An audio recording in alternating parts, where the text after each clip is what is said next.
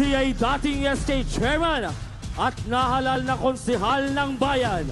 Sa kanyang ikatlong termino ay muling masusubukan ang pambihirang serbisyo sa mga mamamayan. Simpleng tao, kaagapay sa pagpapaunlad ng bayan, matulungin, maasahan, at kaagapay sa kaunlaran. Numero 11 sa balota, Konsehala Christine Mendoza Obligar!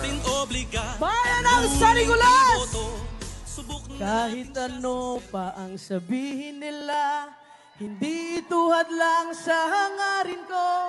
Tapat ang pagmamahal ko sa iyo, bayan ko. Magandang gabi po sa ating lahat para sa mga kabataang puno ng pag-asa, sa mga senior citizen na buong-buo ang tiwala at pagmamahal, para sa mga miyembro ng LGBTQIA+, na patuloy lumalaban para sa pantay na karapatan dito sa ating lipunan, para sa mga kababaihan na may tapang harapin ang hamon ng buhay, at para sa mga haligi ng tahanan na patuloy na itinataguyod ang kapakanan ng kanyang pamilya. Kasama niyo po kami, hindi para magmarites, kundi para matugunan ang inyong pangangailangan.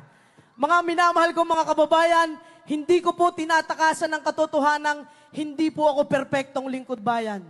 May mga pagkakataong tayo nadapa, nagkulang, nasaktan. Pero kahit kailan po'y hindi po namin kayo iniwan.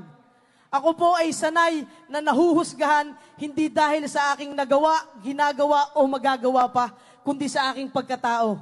Pero pinatunayan po ninyo na ang mga Sannicolaseño ay matatalino dahil naniwala po kayo na ang basihan ng pagiging isang lingkod bayan ay hindi nakabase sa edad, itsura o kasarian, kundi sa mabuting hangarin para sa bayan. Opo, ito na po ang aking huling termino at hindi ko po hawak ang lahat ng panahon. Ang tanging hawak ko lamang po ay ang aking prinsipyo na kapag may nangangailangan, may titulo man o wala, hindi maaaring hindi ako tutulong. Dahil ako po ay isang konsihal, hindi dahil sa titulo, kundi dahil ako po ay lingkod bayan at ako po ay may puso para sa tao. Muli po, ito po ang inyong lingkod, Konsehala Christine Mendoza Obligar, numero 11 po sa inyong balota, kasama si Governor Vilma Santos Recto, Vice Governor Luis Lacky Manzano, at ang atin pong magiging representante sa ikatlong distrito ng Batangas, Congressman King Colliantes. Mabuhay po ang Team Desagun! Mabuhay ang bayan ng Sanikulas! Si Christine Obligar ay Maraming salamat, Konsehal Christine Mendoza Obligar.